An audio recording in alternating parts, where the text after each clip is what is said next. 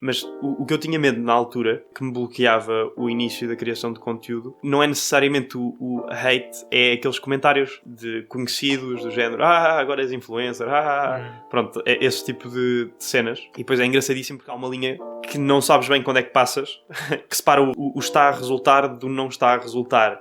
E tens essas piadinhas até esta linha e a partir daí és o rei. Yeah. Quando passas aquela fase é do género muito fixe, estou a curtir imenso do teu conteúdo versus és influencer.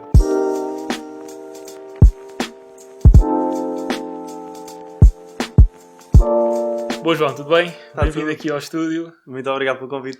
Obrigado por teres aceito o convite. Olha, hoje vamos ter aqui uma conversa em que eu tenho algumas curiosidades minhas e também de algumas pessoas que me mandaram, principalmente a malta do Imaforo. Mas isso vai ficar mais para o fim. São perguntas mais para os convidados que eu comecei a fazer com a malta do Imaforo. Mas olha, antes de chegarmos lá, quero novamente agradecer por teres vindo aqui ao estúdio. Gravámos um episódio, gravámos aqui uma conversa para ajudar outras pessoas, talvez de alguma forma. Claro. Como de alguma forma já tentamos fazer nas redes sociais e no YouTube e por aí fora. E quero dar-te também os parabéns pelo teu sucesso no YouTube. Obrigado. Pelo canal que criaste, já parece que foi ontem, o teu, o meu e de outras pessoas. Mas é verdade que já passou algum tempo. Foi bem impulsionado por aquilo que tu já fazias. A sério? Não, porque eu comecei no TikTok em fevereiro de 2020. E eu acho que quando comecei no TikTok, tu já tinhas feito qualquer coisa por lá.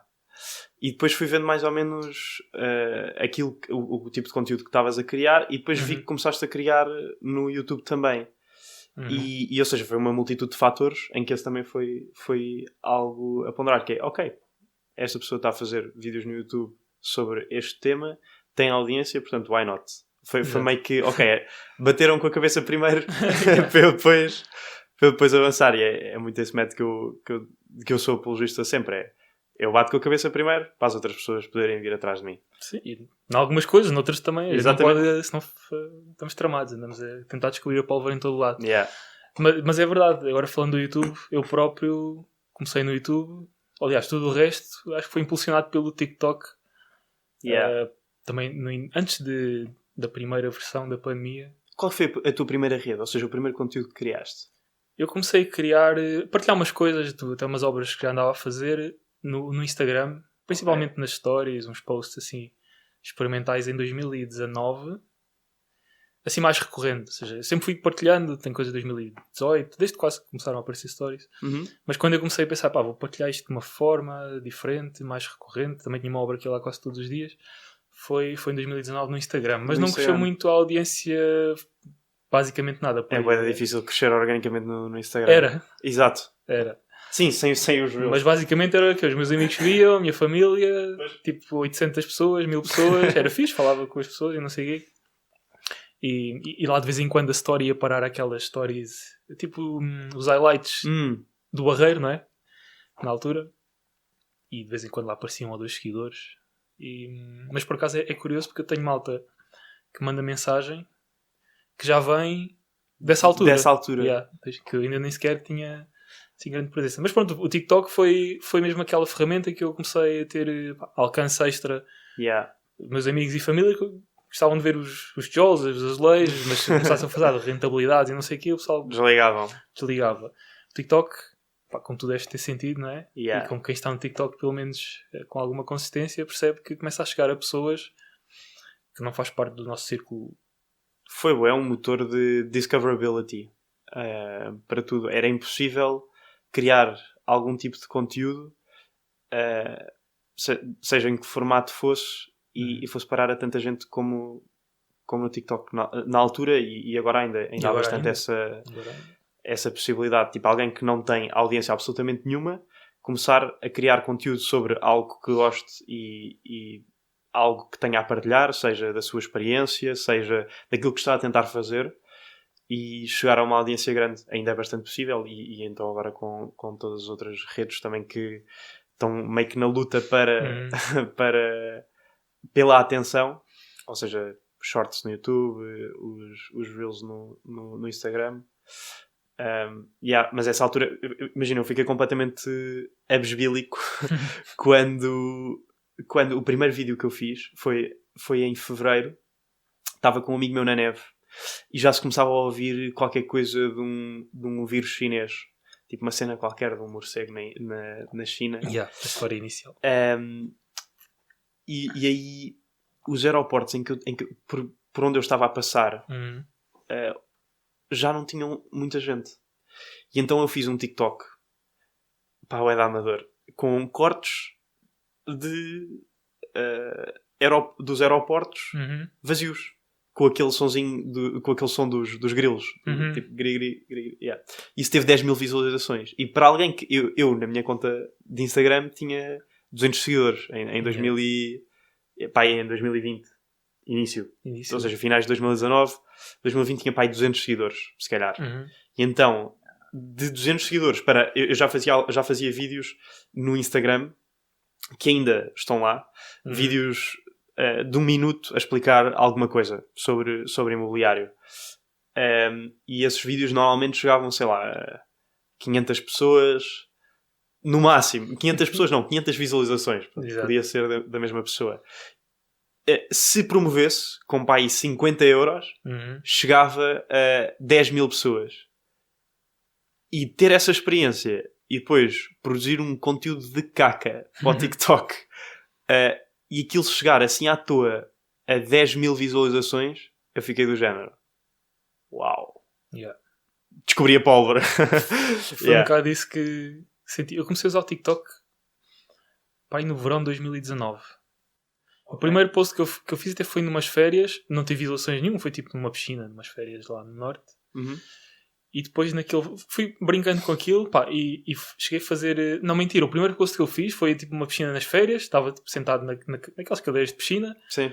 Com a Inês ao lado, e fiz tipo um vídeo assim, e pronto. E teve aí 400, 500 views, ou 1000, algo que me fez pensar, a aplicação é nova, se calhar eles estão para aqui injetar views falsas para o pessoal achar que... Foi o meu pensamento logo na altura. O pessoal está aqui, o sistema está a meter aqui visualizações talvez até falsas, ou de contas bots, só para inflacionar views, para tentar ganhar... Criar aquele dopamine rush às pessoas. Exato, para o pessoal continuar a publicar. Mas a verdade é que fui continuando a fazer alguns testes, e até que... Quando eu digo testes, não foi nada pensado. É tipo, filmar algumas coisas e pôr no TikTok. Lembro que tive uma obra que pus uma GoPro, estavam a demolir um piso, e pus a GoPro cá em baixo, arrebentei a GoPro toda. Mas tipo, a filmar as cenas a cair. E tipo, pus isso com aqueles bonequinhos da bomba a explodir, tipo, cenas mesmo à velho Instagram. E aquela porcaria começou a ter 3.000, 4.000 views. E nesse mesmo verão ponho um vídeo que não tem nada a ver com imobiliário, está a fazer testes basicamente com a minha vida, que é ali em Sesimbra. Eu acho que a gente já falou sobre isto numa live qualquer com alguém, que foi a fazer canoagem em Sesimbra. Há lá uma rocha que parece um búfalo ou uma vaca. E eu fiz um TikTok a apontar para aquilo, a dizer o que é que será que isto é, uma coisa assim de gente. E quase certeza que ainda está no meu perfil. Se fizerem scroll para baixo, está lá esse vídeo embaraçoso. Mas pronto, eu não apareço, isso pode ser qualquer um. Exato. E esse vídeo teve 14 ou 15 mil views. Porra. Isso foi no verão. Mas ainda assim não abriu o meu jogo para tornar aquilo até mais, não é profissional, mas mais focado. Foi precisamente antes da pandemia que que começam a aparecer conteúdos mais relacionados comigo. E não só uma pessoa sabe de onde a dançar, a outra a fazer dancinha, a outra a comer noodle com não sei o que na cabeça. Porque até essa data era maioritariamente isso. Ainda era estava muito naquela transição de Musical.ly para... Então não havia muitas pessoas, digamos, non-fiction a criar conteúdo. E foi ali na pandemia que começaram a aparecer malta dos Estados Unidos a falar sobre imobiliário num formato que eu pensei assim, brutal. Identifico-me com isto. Mostrar o Excel e dizer, olha, this is how much I spent on this rehab. Assim, acabei de fazer uma obra. Foi isto que eu gastei nesta remodelação. E esse vídeo, logo o primeiro, teve 30 ou 40 mil views. Eu pensei assim, vou começar a fazer isto todos os dias. Então se a pandemia mais fácil ficou. E depois em simultâneo eu estava a aprender mais umas coisas de marketing, mailing lists, de criar, ou seja, de ter os teus seguidores não apenas nas plataformas, mas contigo mesmo. E comecei tipo a fazer mini lançamento das minhas redes sociais. Sei que eu abri o canal do YouTube, logo 100 ou 150 subscritores, porque foi malta que eu comecei a captar leads do TikTok. E já uma list pai com 900 pessoas, mandei, olha, queria um canal do YouTube. Dia 1, pum, 100 subscritores. Brutal. E foi um bocado por aí. Tiveste, ou seja, tu começaste no TikTok, depois transição para vídeo.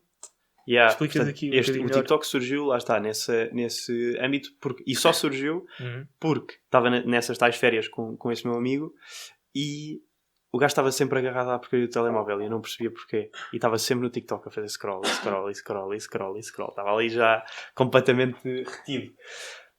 E então eu decidi, um dos dias, experimentar e instalar. E escusado de estar a dizer que no dia a seguir estava scroll. O algoritmo está tão bom. E então, pronto, depois foi isso. Comecei a criar conteúdo, fiz esse primeiro vídeo. Depois tive alguma sorte na medida em que quando voltei dessas férias, a minha equipa estava a acompanhar um processo de arrendamento de imóveis que tu não vês todos os dias.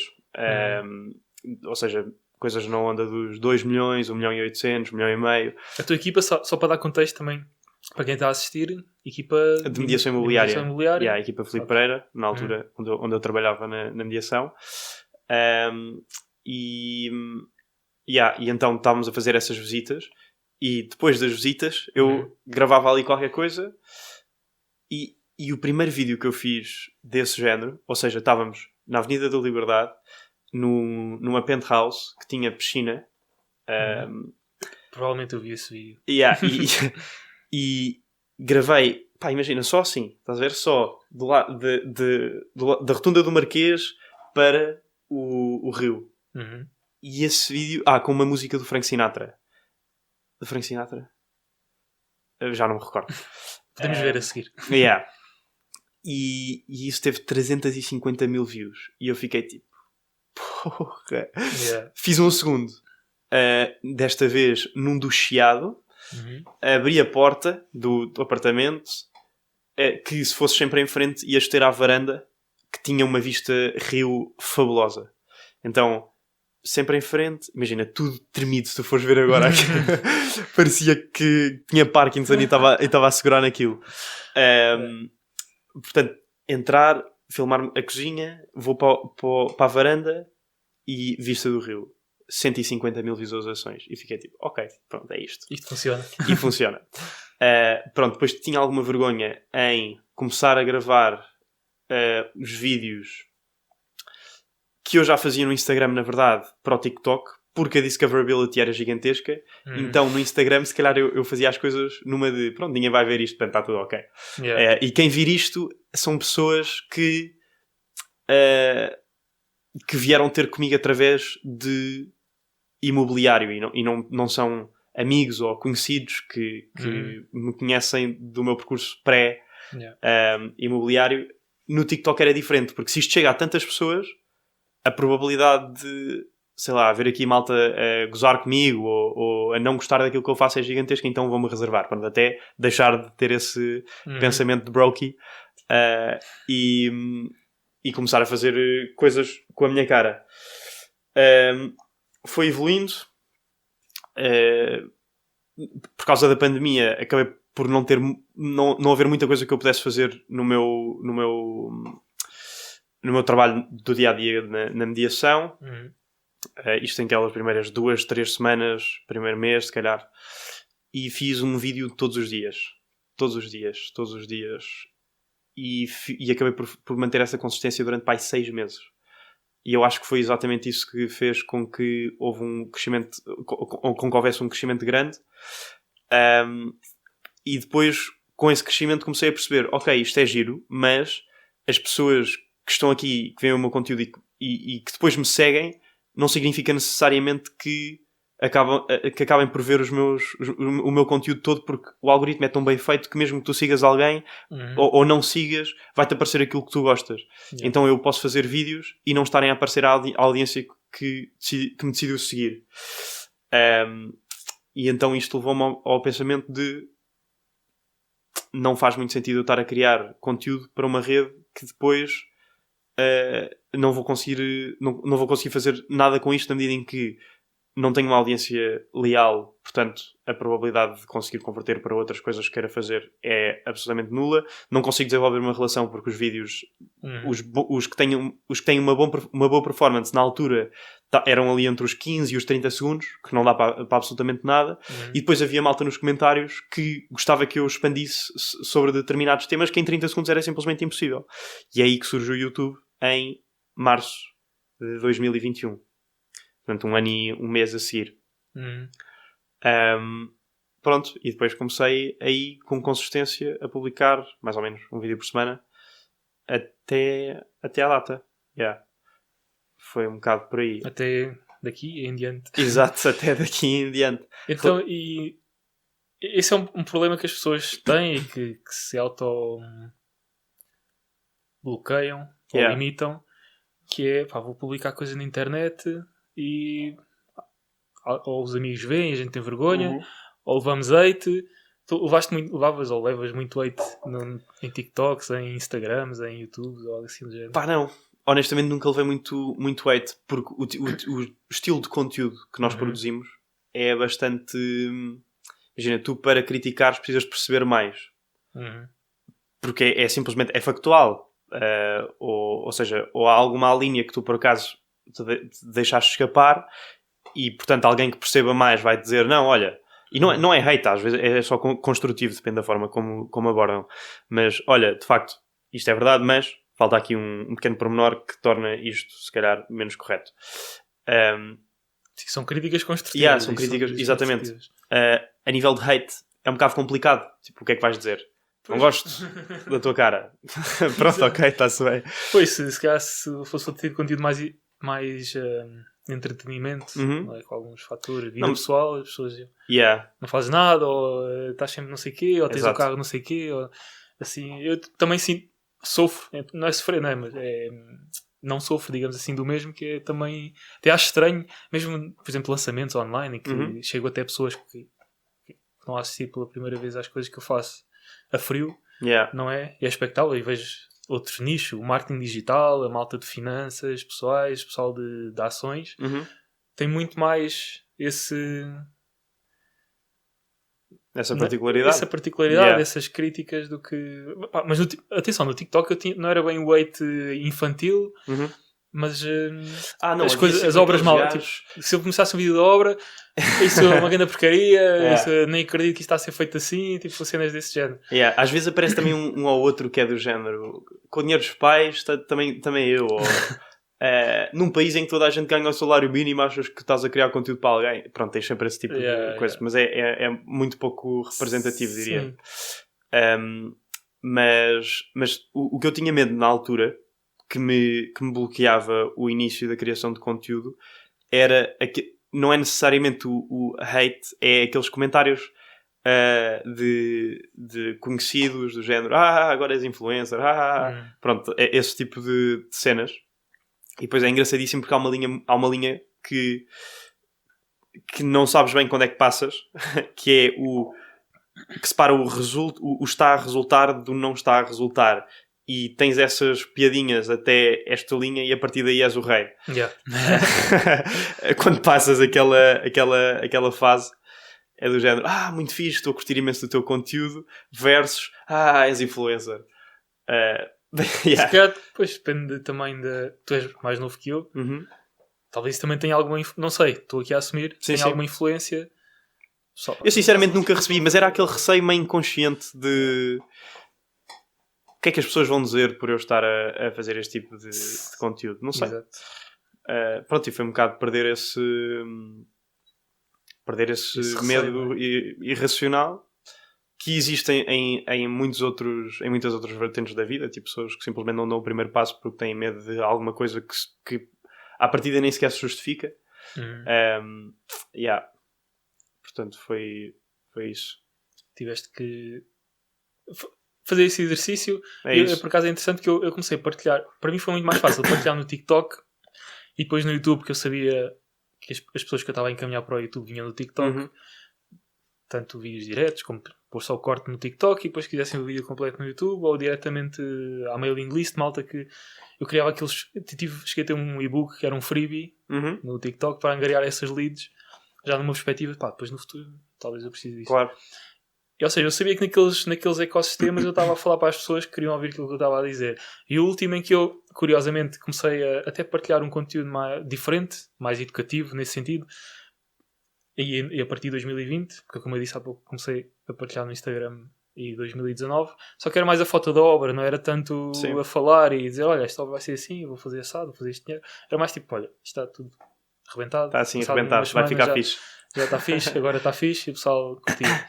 Mas foi começar a falar no Instagram, exatamente por causa disso, porque no Instagram estavam as pessoas, professores da secundária, estavam colegas de faculdade, colegas de familiares, não sei o quê, e aí foi onde eu tive mais relutância a entrar. Depois comecei a fazer e também ignorei um bocado. E cada vez mais dessas pessoas se tornaram massa crítica ali, e acho que também muito a ver com o que tu definiste como aquela linha que separa o ha-ha-ha, és influencer, do és o maior. Acho que quando fui para o Instagram já tinha essa audiência por trás, que acho que tipo, cortou isso. Claro. Cortou isso logo. Ou fez com que a linha fosse ultrapassada logo de seguida.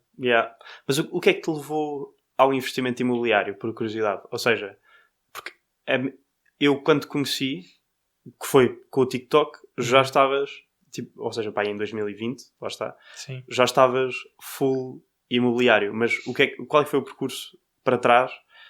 Sei que tinhas, ou não sei se continuas a ter, a empresa de imagem aérea. Tenho, sim. Ok.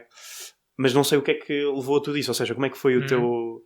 Então, a empresa é de drones. Ok. Tenho um sócio, na verdade é um dos meus negócios mais antigos, já pá, desde 2014, 2015, desde a altura da faculdade. Começava a fazer umas coisas. Tiraste um curso em quê? Em Engenharia Eletrotécnica. Ok. Na FCT. Ok, portanto acabaste em Engenharia Eletrotécnica e depois dedicaste a essa atividade da imagem? Não. Ok. Eu comecei, aliás, essa atividade da imagem começou, na verdade, eu fui para a Engenharia Eletrotécnica por já andar, por ter curiosidade de fazer drones, fazer uns aviões, fazer umas coisas desse género, pá, e a partir do 11º ano que comecei a brincar com isso.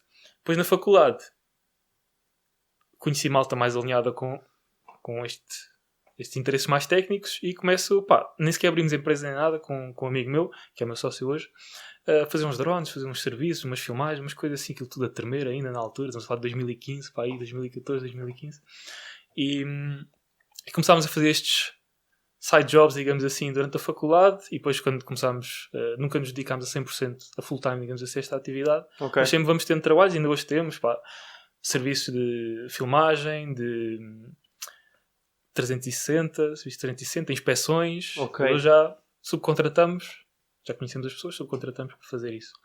Mas isso não foi o meu principal caminho. Eu terminei a faculdade e fiz uma tese numa empresa que depois comecei já estava a trabalhar a part-time nessa empresa, a fazer a tese. A tese foi feita na empresa. Basicamente eu trabalhava full-time, só que só recebia metade do tempo. E então comecei a trabalhar nessa empresa, terminei a tese, passei a ter disponibilidade para full-time e passo para full-time, depois trabalho para um mês e meio full-time, porque neste processo, mesmo já no final da tese, eu começo com um amigo meu de outra área completamente distinta de marketing, começamos um projeto de iniciativa dele até, e que me convidou para fazer parte, e começou a gerar algum retorno, e o risco que eu tinha na altura era zero. Que tipo de marketing? Marketing de performance. Campanhas CPA, CPM, CPI, comprar cliques, comprar impressões, mas não, ou seja, um marketing não de branding, em que tu medes a interação com o anúncio, mas sim pura e simples de performance. Tu compras cliques e não sabes onde é que estás a comprar. Tu vês se aqueles cliques que supostamente vêm de determinado nicho convertem na tua oferta. Certo. Se não converterem, começas a comprar informação noutra fonte, mas tu não sabes onde é que aquela informação está a vir. Ok? É um marketing programático. O nome técnico é isto. E isto começou a funcionar. Montámos a empresa logo, tivemos 9, 10 colaboradores. Mas portanto, na prática, quem é que é o teu cliente? O meu cliente são os advertisers, quem tem as ofertas. Ok. Nós montamos ao fim e ao cabo uma rede de anúncios entre os advertisers, que tem o anúncio, certo, produtos de beleza, produtos de salmânico, tudo e mais alguma coisa. Quanto mais ofertas tivéssemos, melhores. Isto é um site americano, que acho que é o Offer qualquer coisa, que é tipo magnata disto tudo. em que basicamente vais lá, escolhes uma oferta de um nicho qualquer, tens todos os nichos e tentas promover no teu blog e não sei o quê. Ok. Nós montávamos uma rede de marketing o nome técnico era uma rede de afiliados CPA. Ok. Assim, traduzido para português, acho que é este o nome. Os advertisers davam-nos as ofertas, nós publicávamos na nossa plataforma e vinham os promotores, seja quem fosse fazer tráfego pago deste modelo, CPC, CPI, CPM, ou por aí simplesmente CPA, e comprava tráfego para converter nestas ofertas. Como também os próprios publishers, ou seja, quem tem blogs, quem tinha mailing lists e era afiliado com essas mailing lists, precisava de um sítio para ir buscar essas ofertas, vinha ter connosco. Basicamente era um broker dentro da indústria de mobile CPA. Em inglês é o mobile CPA, a gente chamava. Ok. E começou por aí. Minha vida como empreendedor, digamos assim, começou a full time, não é? Porque eu já tinha começado com aquele projeto na faculdade. Foi aí. Esse projeto dura 16, 17, 18, 3 anos. Ok. E em 2018 eu começo já com dinheiro desde a altura da faculdade, com algum retorno também desse negócio. Primeiro compro casa para mim e eu fui ao comprar casa, e eu partilhei isto nos eventos todos, foi ao comprar casa que eu percebi que me estavam a surgir oportunidades à frente no mercado imobiliário, porque nós estamos no Barreiro agora, e na altura eu estava a ver coisas tipo T2, T1, T2, T3 até 50 mil euros. Era difícil encontrar, quer dizer, depende do segmento, mas era difícil encontrar imóveis acima desses valores.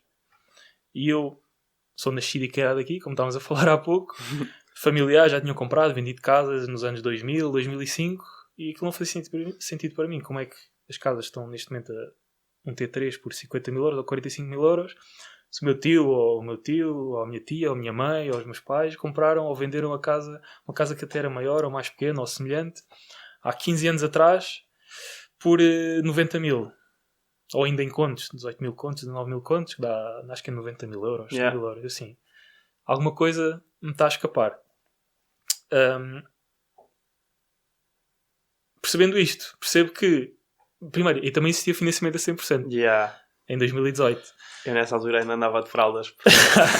Eu também não fui muito longe com esse financiamento, que eu só fiz um investimento com financiamento a 100%. Quem me dera. Fogo. Foi o primeiro e o único. Ainda o tenho. Com financiamento a 100%. Eu percebo assim, se isto a mim me parece que é uma oportunidade de mercado. Vou ver Lisboa, de 2018. Lisboa já não era propriamente barata. Vou ver Almada, que é aqui perto, também já não era propriamente barato. Montijo, Alcochete, tudo isso estava a inflacionar, porque vem das pontes, não é? Claro. Barreiro está aqui, Barreiro, que é esta zona aqui ao pé. Segundo a minha lógica da batata, isto vai acabar por chegar aqui também. Então decidi arriscar, com financiamento a 100%, com 3, 4 mil euros, comprava-se mais um imóvel, quase de que valor fosse. O único custo variável eram os impostos, mais nenhum. E o IUC, não é? Ou o imposto de selo sobre o crédito. Sim. Que são meio dúzia de gestões, face a 10 ou 15 ou 20% de entrada. Identifica desta oportunidade. Comprei esse imóvel, funciona, tinha 30 milhões de ideias para esse imóvel, basicamente tentei perceber quais é que elas funcionavam, exceto de vender, eu não queria vender esse imóvel.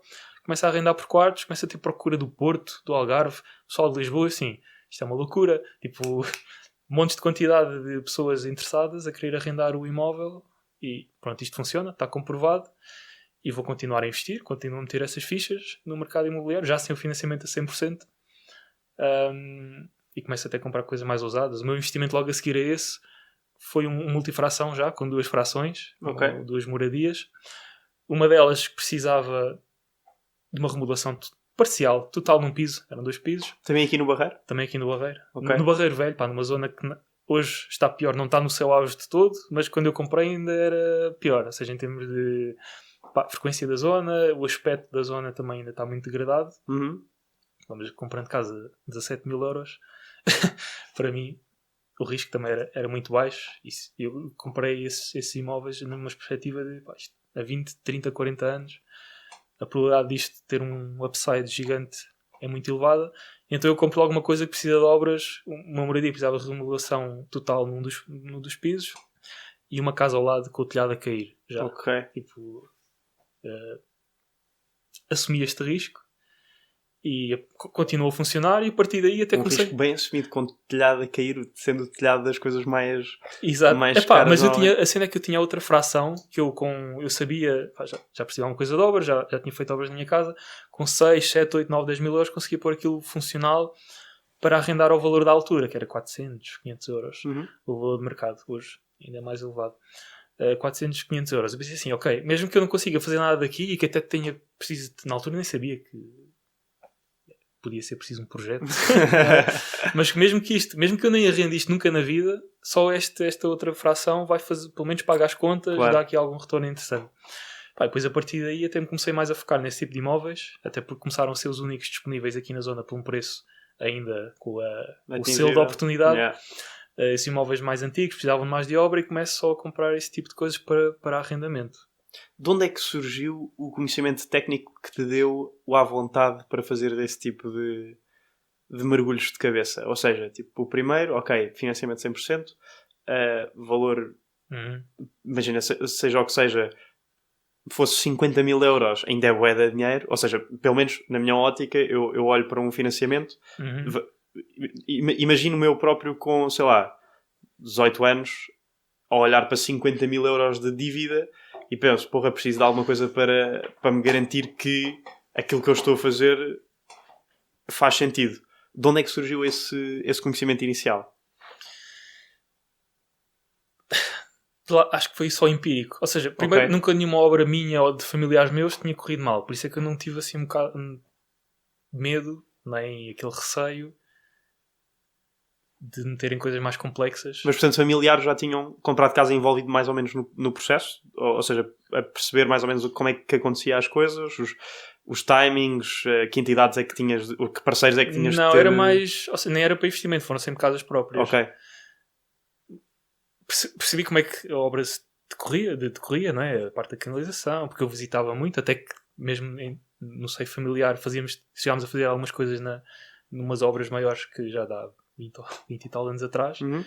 E daquilo não me tinha medo, ou seja, já tinha visto as pessoas a fazer os trabalhos, tipo, ok, é um martelo pneumático, umas coisas, já tinha visto a minha mãe a colocar o chão, o meu pai a tratar de eletricidade, de canos e não sei o quê, ou seja, pensando desse prisma, talvez eu tivesse aqui alguma margem de segurança que era, se eu não conseguir, se eu me embrulhar aqui, tenho aqui no seio, mais próximo, alguma conforto em termos de informação. Olha, preciso de fazer uma canalização, se calhar falava com o meu pai, ele arranjava alguém, ou ele próprio me ajudava. Nunca pensei nisso nesse prisma, mas o facto é que nunca associei a obra a um risco. Como muitas pessoas me contactam e dizem, eu quero comprar um imóvel, mas tenho medo das obras.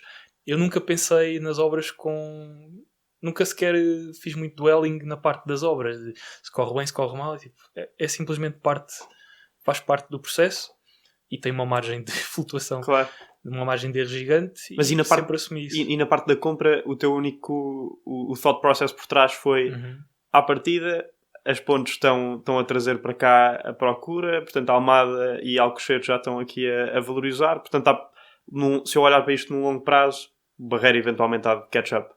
Exato, e já tinha o meu primeiro investimento teve um impacto muito grande porque eu tive mesmo muita procura para arrendamento. E uma procura se bem que à altura não sabia o que era qualificar, mas isto também tem a ver com a empatia, que ou seja, mesmo os primeiros arrendamentos que eu fiz, ou durante os primeiros 2 anos, fui eu que fazia as visitas, recebia as pessoas, contactava, mandava mensagens, e eu percebia que aquilo tinha pés para andar. Uma coisa é, sei lá, tu consegues arrendar, ter muita ocupação em sítios do país, se calhar aquela procura não vai estar lá daqui a 10 anos, não é? Ou é uma procura se calhar mais instável, ou mais arriscada. Qualquer coisa que não esteja no litoral, ou em centros urbanos do interior que não tenham os serviços mais desenvolvidos, diga-se sobretudo educação, tipo faculdades e por aí fora, ou seja, Évora, acho que é complicado num longo prazo ver aí potenciais valorizações. Sim, eu invisto no interior e procuro sempre as grandes instituições, hospitais, centrais, politécnicos ou pós-politécnicos ou de universidades e acesso a autoestradas. Portanto, aquela casa da aldeia com 30 km de trilho. Com 30 km. Mas isso é o caso extremo, não é? Mas talvez algumas vilas que têm, sei lá, 2, 3 mil, 4 mil habitantes, neste momento terão procura quase certeza. Depois depende também do posicionamento que tu colocas no mercado dos Claro. imóveis. Eu já tive em Airbnbs em sítios que basicamente o sítio para mim é quase irrelevante. Pois é, irrelevante. É a experiência que eu vou ter. Yeah. Tanto faz ser mais a norte ou sul de Évora ou ser uma aldeia ali ao lado. Tu vês as fotos, metes no GPS e estás lá. Yeah. O que te interessa é o tempo de deslocação. 1 hora e meia, 2 horas. Se metes aqui até a malta lá do norte, que aquilo é mais acidentado, do Porto, há zonas que se calhar um Airbnb tem muito menos sucesso, porque tu metes no GPS, está ao pé da autoestrada, são 1h15 ou 1h30, ali naquela linha horizontal até Espanha. Outros, um bocadinho mais para baixo, de repente são 3 horas. E eu acredito que isso tenha um impacto grande no lado da procura e do posicionamento do imóvel. Agora, em termos de conhecimento técnico, eu digo mesmo não tinha... Eu não sabia qual é que era a rentabilidade que ia ter no primeiro investimento. Não pensei 10%. Não sabia... Ok, portanto completamente às cegas. Completamente às cegas. Eu ia fazer Airbnb. Eu não sei... Pelo menos nos meus Excels, já não me lembro na altura, mas não fiz nenhumas contas de taxas de ocupação, valores noite. Para mim o fundamental foi isto está tão barato que... Mas qual é que era o teu standard de barato? Ou seja, porque... Por exemplo, nós agora olhamos para T2 em Lisboa, 300 mil euros. Eu posso dizer que isto está caro face àquela que é a minha experiência empírica do passado de, em 2019, olhar para um T2 em Lisboa e ser 200 ou menos. Qual é que era a tua base para, ok, 50 mil euros é barato, ou 80 mil euros é barato, ou 100 mil euros é barato? Foi conhecer o mercado...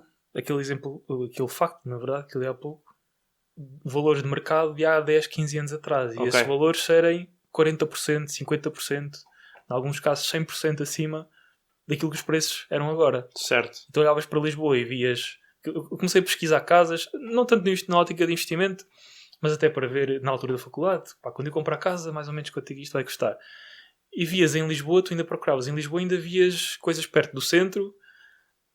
Talvez T2, T3, casas ditas normais por 90 mil, por 100 mil, por valores desse género. Quando tu, passado, estamos a falar para aí 2015, que eu comecei a fazer esses exercícios, quando passado 3 anos começas a fazer a mesma pesquisa e vês 250, 185, 200, por aí afora, e tu empiricamente começas a pensar nos valores que as casas tinham na altura que os teus familiares andavam a comprar e vender, os amigos deles, e tu sabias os valores, que a malta falava disso, e vês que esses valores de há 15 anos atrás são 40, 50, 60, 70 ou até mesmo o dobro dos preços que tu estás a ver agora nos portais. Olhas para Lisboa e vês que aquilo se levantou da penúria. Olhas para Almada, olhas para o Montijo e vês que também começam a revitalizar Alcochete. Empiricamente, esta zona aqui do meio e a própria cidade, tanto perto de Lisboa, tendo acesso, não temos ponte, mas temos o barco. Para mim como assim não há uma ponte para o Barreto? Já se fala disso há não sei quanto tempo, mas vamos ver. Isso então era excelente. Tinha sido bullseye, investments aqui. Mas foi por aí, sabendo os valores de arrendamento na altura, que na altura seriam o quê? 300, 350, e tinham prestação ao banco de 210, 220 euros. Ou seja, eu não via risco nenhum nisto. Só via que ia descapitalizar 4 mil euros ou 3 mil euros na aquisição do imóvel e avancei. Até que fiz um financiamento em vez de financiar ao máximo para ter o máximo de cash flow e não sei o quê, eu nem sabia o que era isto. E na altura, eu lembro perfeitamente, estava a falar com a minha gestora de conta e ela perguntava-me os prazos. Olha, Ricardo, podemos ir a 20, 25, 30, 35, 40 anos. Eu assim, 40 anos? Faz a máxima são de 40. Via os juros. Um monte de juros. Isto é... E depois punha 20 anos. 20 anos, quanto é que é a prestação? Era tipo 280 euros, vamos dizer. Então aí 25 anos. Não era 280, era 220. E, vou 25 anos, que é para não pagar muitos juros, para não ter dívida durante muito tempo, mas também não vou pôr muito curto, senão a prestação sobe e depois tenho medo de não conseguir pagar. E eu lembro perfeitamente deste raciocínio e lembro de avançar com este processo de crédito um bocado estás a ver quando saltas sem pensar para não te custar, foi um bocado isto. E mesmo o segundo investimento, naqueles imóveis mais que precisavam mais de obra, foi para 50 ou 60 mil euros os dois, o conjunto, digamos assim. Eu tive que ser contra a natura daquilo que era o meu instinto de até atrasei imenso o processo de compra. Foi 6 meses, porque eu não falava com o banco, procrastinava nisto porque não sabia se estava a tomar uma boa decisão. Até que assumi, vou nisto de olhos fechados, acredito que estou a fazer uma boa decisão, acredito que isto vai funcionar e fui bola para a frente. O risco, lá está, para mim também continuava a ser baixo. Tinha já a experiência do meu primeiro investimento, correu muito bem. Uhum. Extremamente acima daquilo que eu estava à espera que corresse. Em termos de... Houve obra envolvida nesse primeiro investimento? Sim, mas foi muito pouco. Até que fui eu e o meu pai, andámos lá a fazer um chão. Só contratei a pintura. Da casa. No decorrer deste tempo todo, nunca tiveste aquela famosa experiência de pagares a um gajo qualquer que te foge com o dinheiro, ou pagares e em vez de um mês demorar 10, ou pagares e em vez de o X ser X mais 200%? Uhum. Já tiveste essas experiências? Já tive, neste primeiro investimento, tive essa experiência, por exemplo. Ele não fugiu com o dinheiro, mas só fez porcaria, atrasou. Essa pessoa não pagava aos empregados, tive tipo eu estar lá e vir lá um gajo ameaçar-me a mim, como se eu não pagasse, mas eu tenho que pagar ao teu patrão, não é? Isso aconteceu. Nessa obra que eu contratei, eu tive de ir para lá para acabar. Eu tinha já arrendado a casa, já tinha pessoas para entrar. Supostamente era uma obra que ia demorar 1 mês e meio.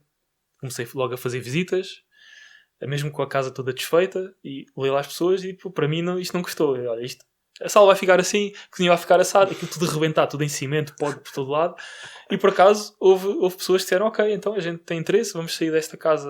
Era em Lisboa, estavam num quarto, imagina só, 2 ou 3 pessoas e queriam ir para ali. Pronto. Notificaram logo a senhoria em Lisboa e eu tinha ali um compromisso para no início de abril ou no final de abril de 2019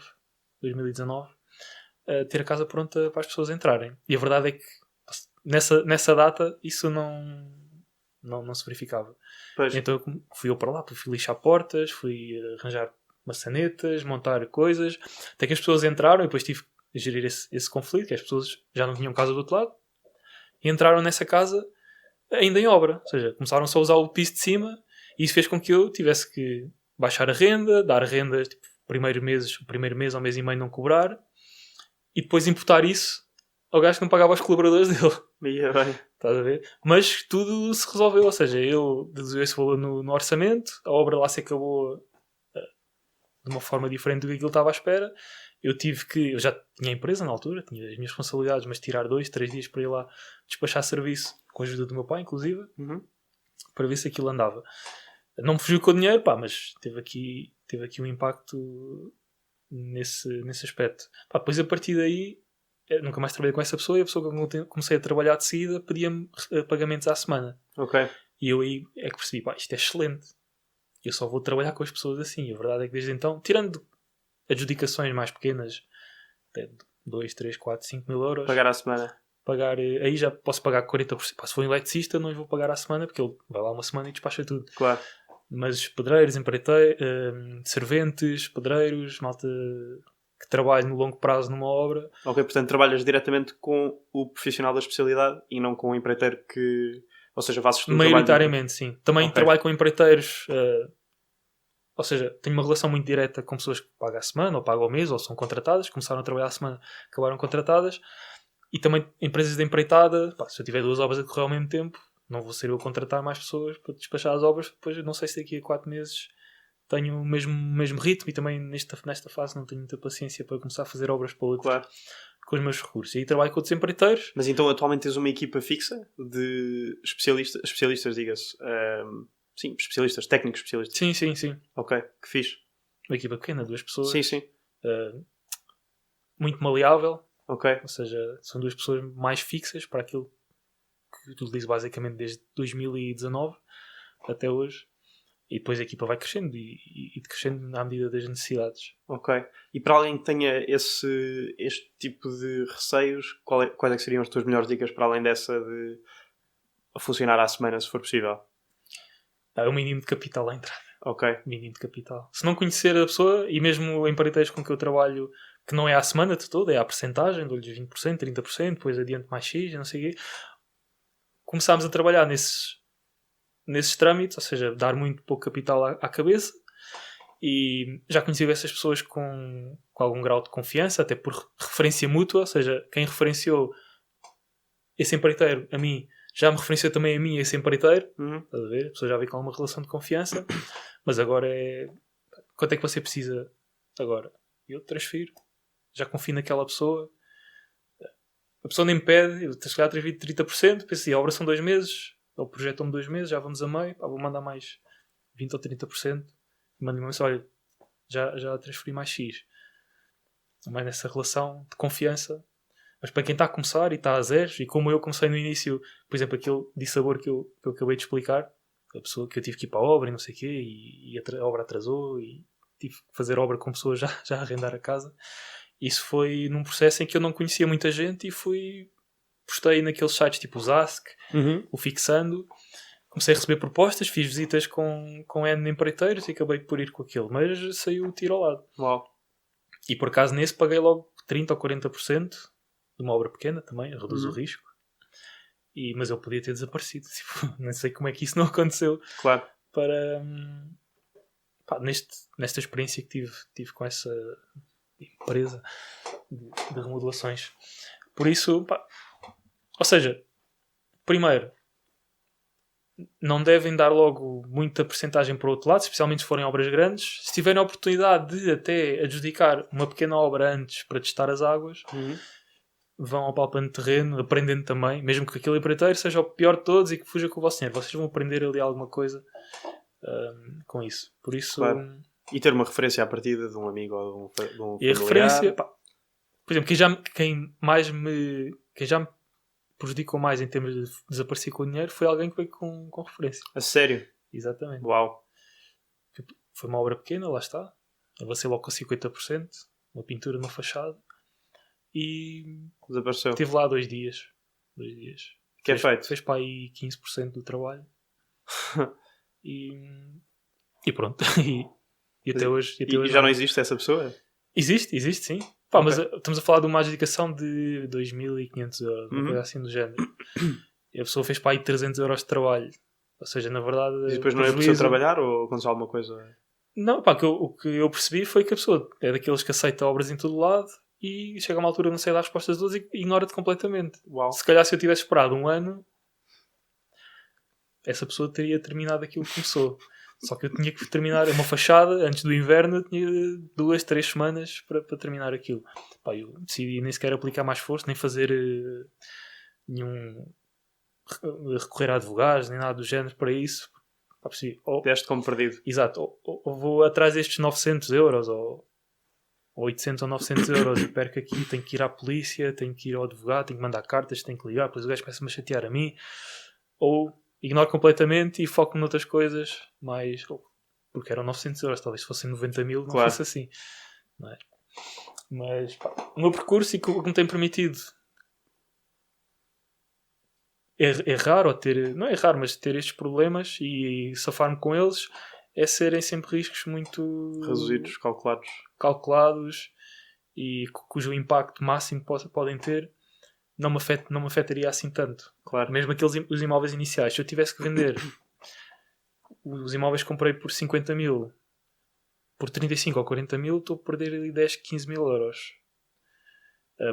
É dinheiro. Não é? Mas para a altura e para o fundo de maneio que eu tinha, ok, eu levava um arrombo, mas para as responsabilidades e para o fundo de maneio que eu tinha, não tinha que vender também a minha casa, não tinha que ir, sei lá, arranjar outra parte, nada desse género. Claro. Por isso... a gestão de risco de finanças pessoais com a gestão de risco do investimento em si, ou da ação em si, eu na altura não lhe chamava bem investimento, era mais um teste a ver se a coisa funcionava, tem que ser bem comedido. Okay. Eu sempre tive esta característica de ponderação. E achas que houve algum momento que alterou as coisas? Ou seja, há um antes e depois no que diz respeito a investimento imobiliário, ou seja, há algum acontecimento que tu identifiques como sendo descobri como é que posso tirar ainda mais proveito disto e catapultar os meus resultados. Foi com o meu segundo multifração. Aí é que eu comecei a perceber e a standardizar processos. Que também foi uma obra, uma casa também em muito mau estado. Isso em que ano? 2 frações, 2019 também. Okay. Foi bem passado 2, 3 meses do episódio inicial. Portanto, depois de ter tido uma péssima experiência com o empreiteiro, meto-me com um novo passado para aí 2 ou 3 meses. O tal à semana. Claro. Também fiz uma série de visitas e não sei o quê. E até foi o gajo dos alumínios desta primeira obra que me referenciou, este empreiteiro, para verem a sorte, não é? Ou seja, eu comecei a ter muita boa experiência com empreiteiros graças à minha má experiência do primeiro investimento. Ok. Porque se não fosse essa má experiência, eu não tinha conhecido as pessoas que até hoje trabalham comigo, por exemplo. Para terem também alguma perspectiva, para teres alguma perspectiva, e o pessoal lá de casa também ter alguma perspectiva, que às vezes é preciso aqueles primeiros erros em que até se perde dinheiro, que eu perdi, não é? Sim, para aprender e avançar Para melhor para a aprender próxima. e avançar para a frente. Mas o prédio que comprei a seguir, multifração, 2 frações. Isto prédio parece que é uma arranha-céus, mas são 2 casinhas. Aí é que eu percebi. Primeiro comecei a perceber a sério e consegui estimar a sério os preços de obra. Ok. Isso, ou seja, já que me permite olhar para imóveis que precisam de mais e menos de obra e de menos obra e saber mais ou menos quanto é que eu vou gastar ali e fazer contas de rentabilidade muito maiores. Também já começo a fazer as contas em termos de rentabilidade esperadas, rendas da zona, valor de aquisição mais obras, mais custos processuais, quais são os rácios. Havia aquilo nos 10%, 12%. Este aqui que eu estou a falar, o primeiro, estamos a falar de 15% se as coisas corressem bem. 15% de yield. Que correram não tão bem quanto esperava, mas ainda assim está bastante acima dos 10%. Este segundo, estamos a falar de... eram 1.000 na altura, não é? 1.000 euros por mês em rendas para um investimento de 90 mil. Portanto, está acima dos 10%, 12%. 11, 12%.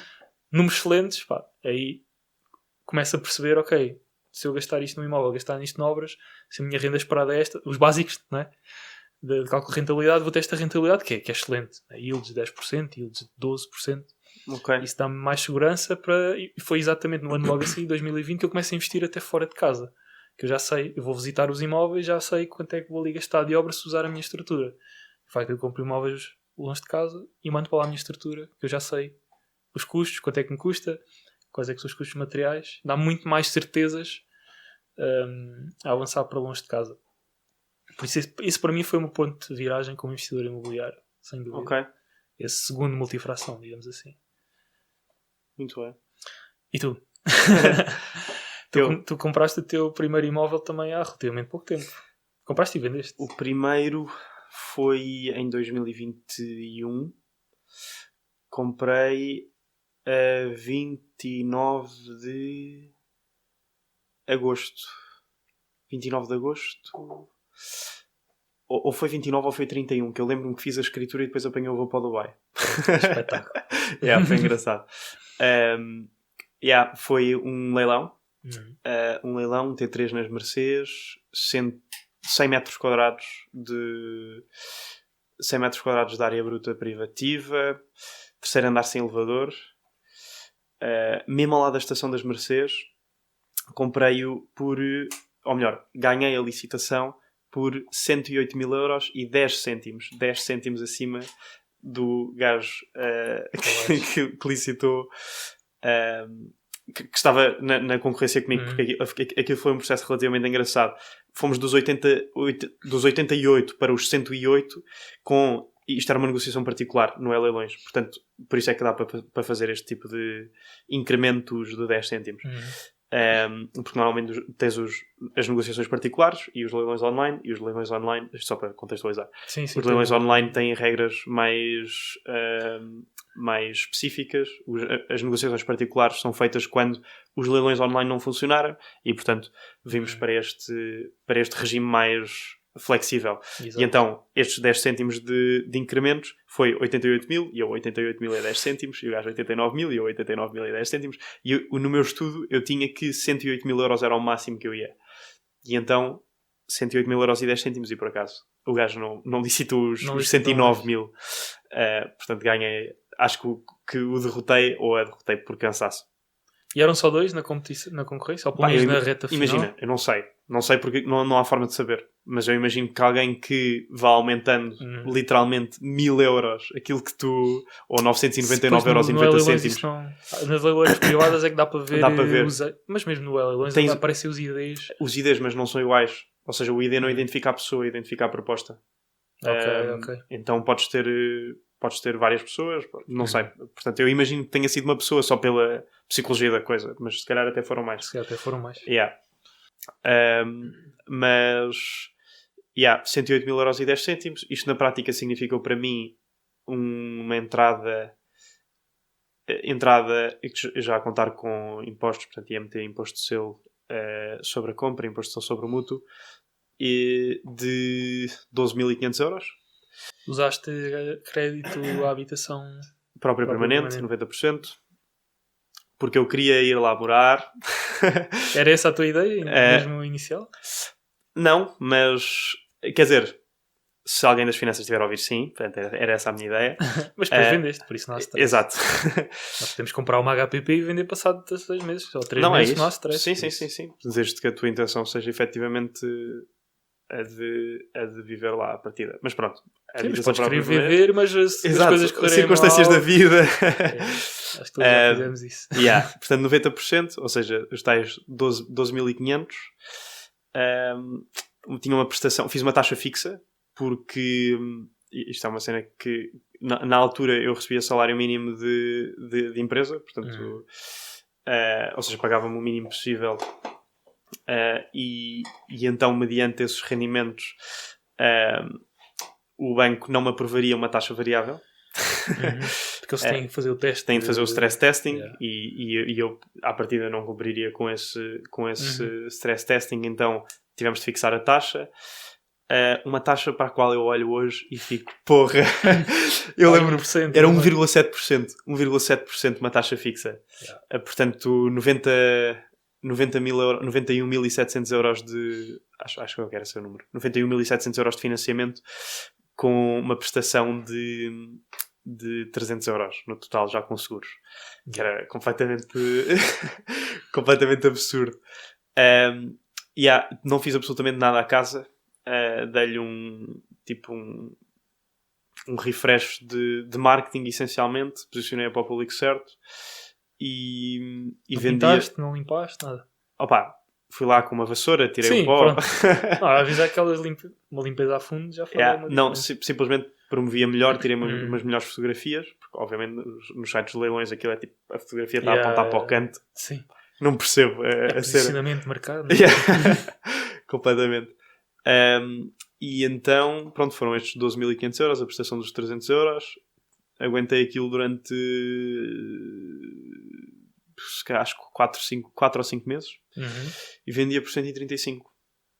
Ou seja, gerei esta mais-valia de 25.000 euros com um investimento inicial de 12. Triplicaste em termos de brutos. É completamente estúpido. Parece cripto, como cripto. disse. É melhor que cripto, então 10.000 euros em... E eu diria relativamente seguro. Ou seja, não havia ali nada que pudesse correr mal, porque é esse a minha análise de risco. Se eu amanhã tiver um acidente de moto e me partir todo, qual é a probabilidade de eu não conseguir pagar isto? E ali é simples. A perspectiva é diferente da minha. Imagina, eu tenho um T3.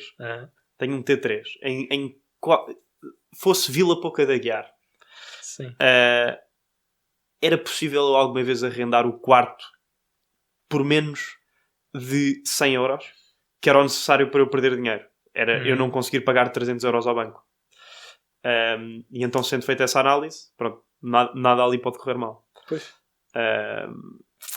Pronto, e fiz essa primeira operação. Depois peguei no dinheiro dessa e agora comprei com a minha namorada, agora, em agosto, um T2 em São Domingos de Benfica, 75 metros quadrados, 290.000 euros. Pronto, e agora está em processo de venda. Vão vender?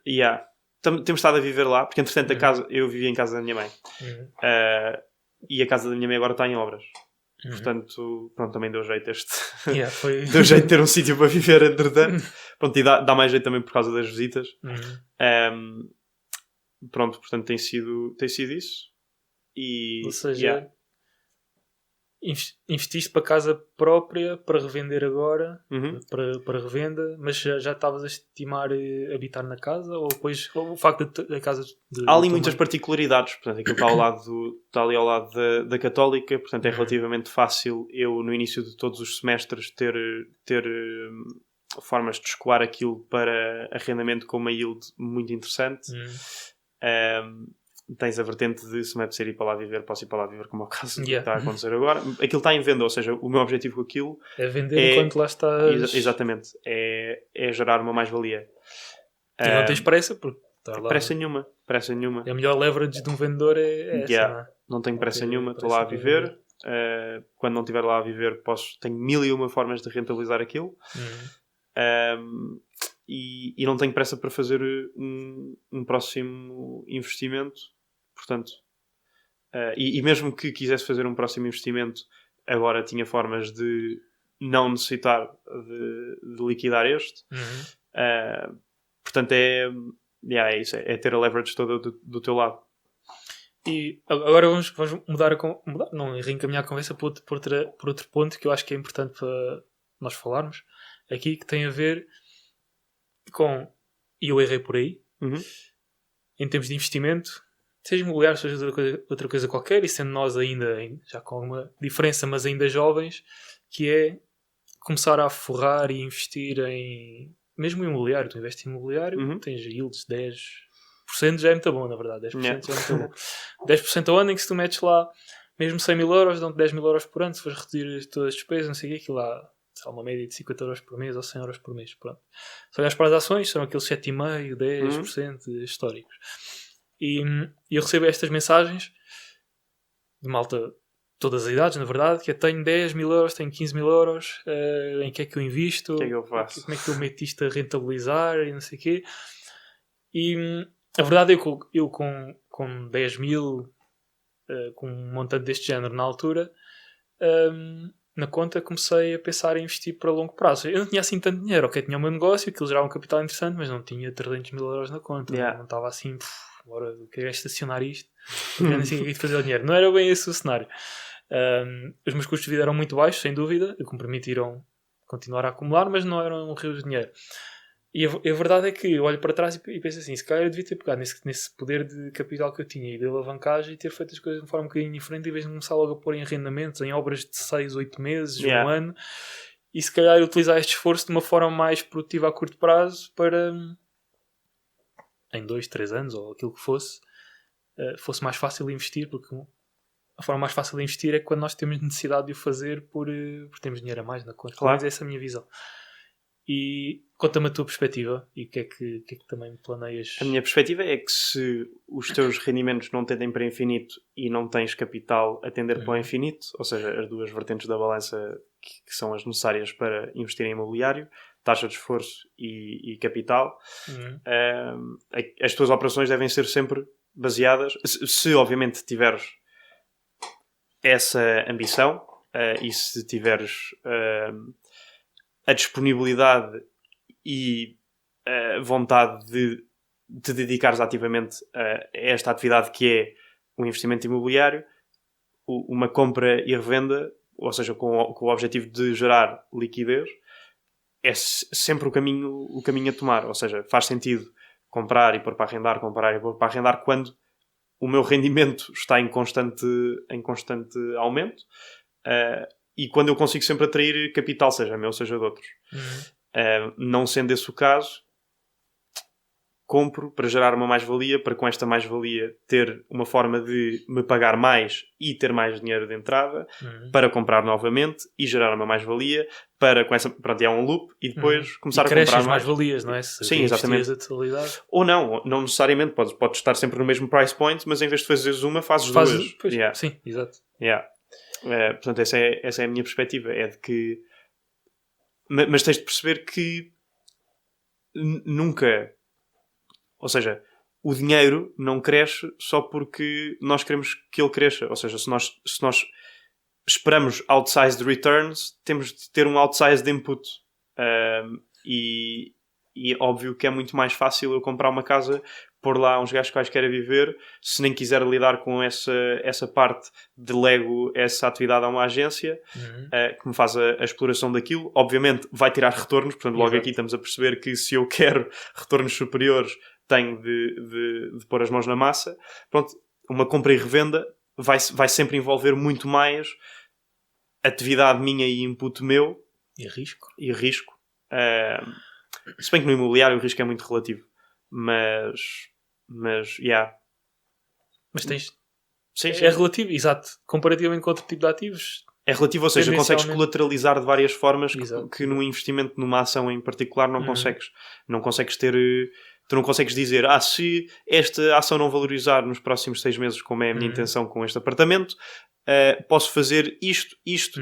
Exato. Não posso ir ao Jeff Bezos e dizer, olha amigo, é assim, tens de começar é impossível. Sim. Mas eu posso pegar neste meu apartamento e dizer, ok, em vez de estar aqui à espera que o mercado magicamente valorize ou que seja desenvolvida uma nova infraestrutura que vai trazer mais pessoas para aqui, posso previamente ter estudado o facto de, pronto, se isto não acontecer da forma como eu quero, consigo ir aqui à escola do lado, à universidade do lado, anunciar que tenho este apartamento e portanto eles vão para lá pagar as minhas despesas. Posso pô-lo num arrendamento tradicional em elaboração, posso agora pô-lo em arrendamento acessível e simulo se isso me faz sentido ou não.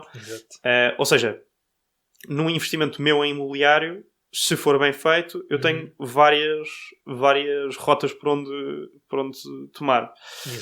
Que é algo que outros ativos que dão menos trabalho eu não tenho. E então o meu risco, pelo menos na minha ótica, o meu risco percepcionado por esta via é maior. Concordo contigo e que dá-nos... Lá está, o investimento imobiliário, isto é um negócio. Uma ação, tu não consegues ter inputs no negócio. No investimento, tu compras um negócio que pode ter mais ou menos rentabilidade consoante aquilo que tu decidas. Mais ou menos passividade, desculpa, consoante aquilo que tu decidas. E rentabilidade por consequência. E rentabilidade por consequência. Decides nem sequer ver o imóvel, tens uma agência a tratar disso, pagas 10, 15%. Queres até ter-te um input, né? Por exemplo, como estás a fazer, como fizeste no teu primeiro apartamento, não é? Que foste para lá tu se calhar tirar fotos ou contrataste um fotógrafo e foste lá dizer como é que querias, fizeste o anúncio online, fizeste o copy do anúncio, ranqueaste nos portais. Isto não consegues fazer com uma ação para a vender por mais 30% acima. Exatamente. Em vez de estar na de giro, vou pô-la na XTB porque lá... Não digo que isso não aconteça, mas talvez seja com um diferencial percentual mesmo muito pequeno. Em percentagem muito pequeno. E especialmente para a malta mais... Não quero aqui cingir até ao pessoal mais novo. Para todas as pessoas que têm este objetivo e gerar mais capitais, e logicamente isso exige mais risco, tempo, dinheiro e disponibilidade, é que tem a ver com a importância que eu dou e ainda continuo a dar da consciência em termos financeiros das nossas despesas. Ou seja, tu vais realizar mais capital, é verdade, com o arrendamento, se calhar não dá muita margem para o dinheiro do arrendamento, pelo menos os primeiros, de pagarem um carro novo, ou sei lá, coisas que um fix and flip, por exemplo, ou uma revenda direta, onde tu fazes 20, 30 mil euros, te possibilitam fazer isso. E o que eu quero aqui trazer o tema, e gostava de saber a tua opinião, por cima da mesa é os nossos ser comedidos nos nossos custos de vida e o delayed gratification. Estava a tentar traduzir na minha mente, mas só me surge o termo em inglês. Eu tenho uma opinião de que normalmente a malta associa sempre finanças pessoais a essa à lógica de tenho de ter uma vida mais frugal, tenho de minimizar os meus custos, tenho de resistir à lifestyle inflation. A minha ótica é de que, sem dúvida, isto é válido para muitas pessoas para quem o caminho para quem esse caminho faça sentido. Sobretudo isso. Só que temos todo um outro lado da balança onde nos podemos focar também e que muitas vezes não é dada a devida importância, que é o gerar mais. Portanto, eu posso gastar menos ou gerar mais. E o meu foco é, sobretudo, gerar mais. Claro que isto parece fácil. parece fácil falar. Pedes um aumento e está feito. Exato, está feito. Claro que se as minhas perspectivas são precisamente essas, de eu trabalho numa empresa, sei precisamente os meus aumentos estão tabulados, sei precisamente o que é que preciso de fazer para chegar até lá, ou às vezes nem sequer tenho aumentos e sinto nem sequer tenho tempo para me dedicar a outra atividade qualquer. Nem queria, se tivesse tempo, de dedicar-me a outra atividade, porque tenho família a quem tenho de atender e tenho relações para cultivar e ganho o suficiente atualmente para conseguir satisfazer aquele que é o estilo de vida que eu quero. esta opção de, ok, vou tentar minimizar as minhas despesas aqui e ali, contabilizar isto tudo, perceber onde é que podia dar a sair menos, otimizar as coisas, usar os cupons do continente, ir à bomba mais barata, pronto, por aí fora. Essa é uma opção válida.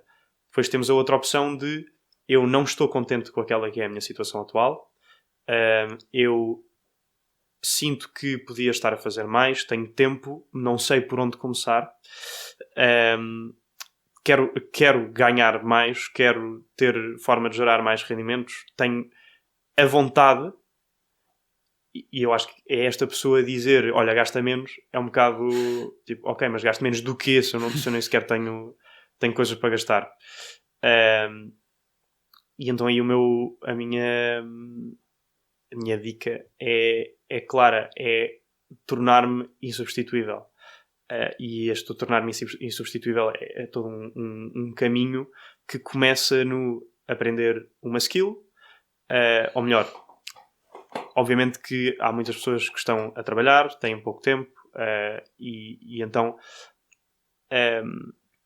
precisam do dinheiro que estão a receber atualmente, mesmo que seja pouco, para fazer face àquelas que são as suas responsabilidades atuais.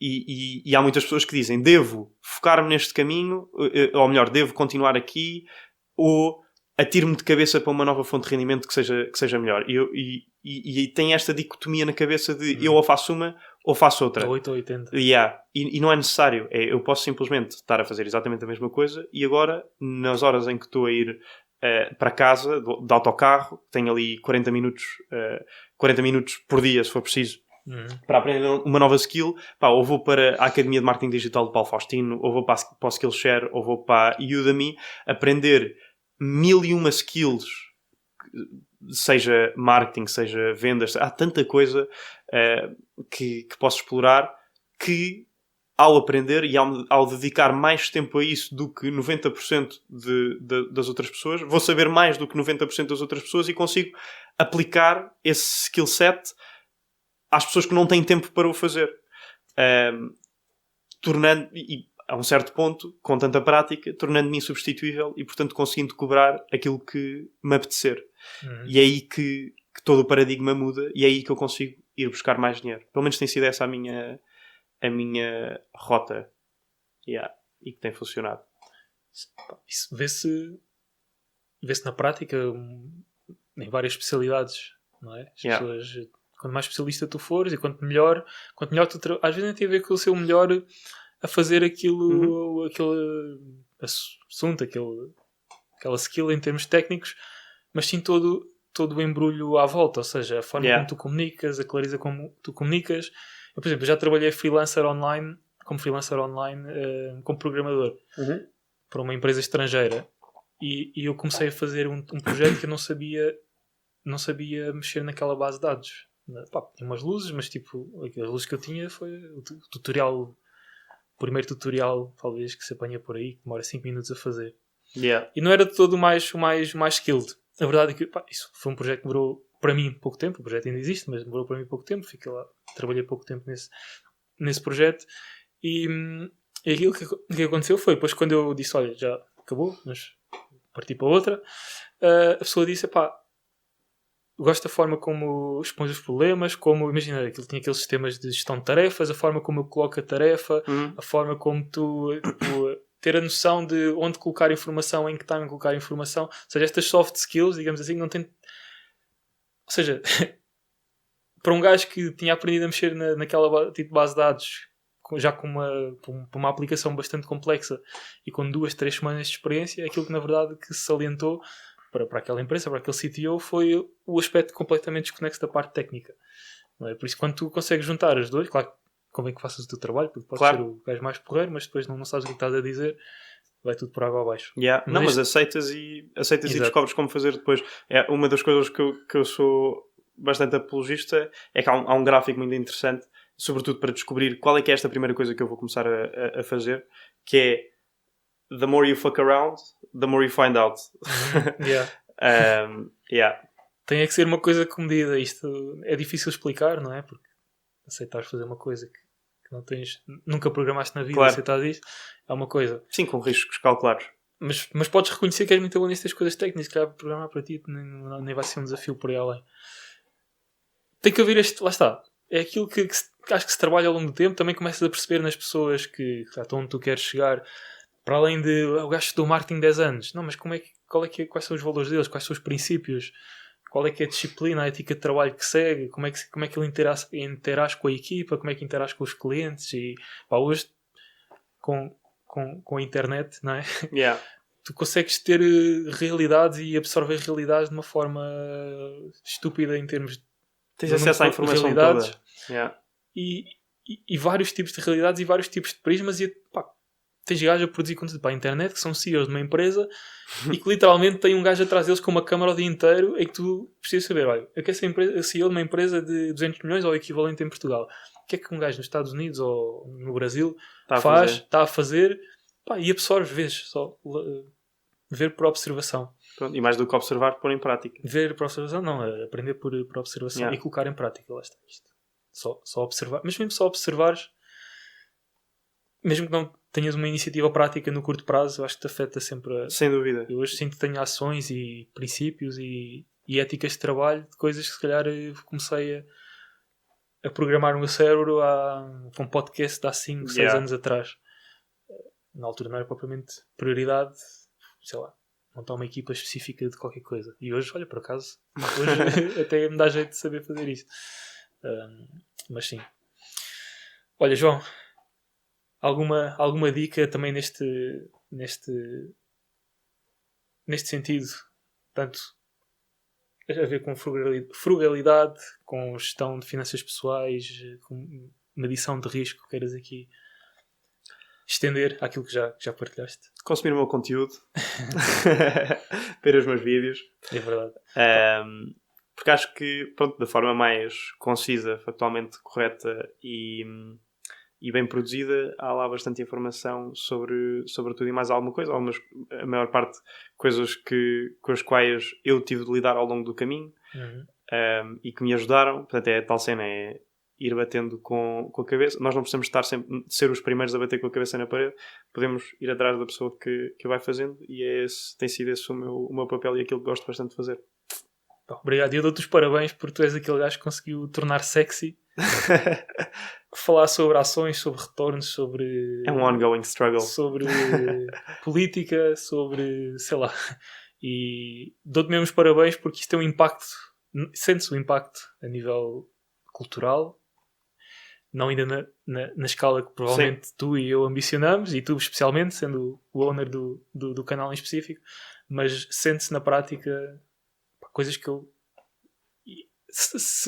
não são cenários, mas situações que eu não imaginava, de interagir com pessoas e de falar de temas que eu não imaginava que acontecesse há 4, 5 anos atrás e que hoje acontece graças a pessoas como tu. Obrigado. Que fazem não só por dar como eu e como tu, informação, que produzimos este tipo de conteúdo para... É o nosso objetivo, mas tu em especial, e dou-te mesmo os parabéns, porque um desafio é criar conteúdo de qualidade e factualmente correto e tudo mais. Outra coisa é o desafio de tornar isso sexy para chegar às pessoas que se calhar não queriam saber disso há uns meses atrás ou há uns anos atrás. E isso é um exemplo a seguir. Muito obrigado. para quem quer chegar lá. E obrigado pelo convite, mais uma vez. Obrigado por teres vindo. Nós agora vamos responder aqui algumas perguntas que depois só ficam disponíveis no Imo for All. São feitas pelos alunos, por isso é justo. E para ti que estás deste lado, obrigado por teres assistido. Nós vemos no próximo episódio, no próximo vídeo. E até lá.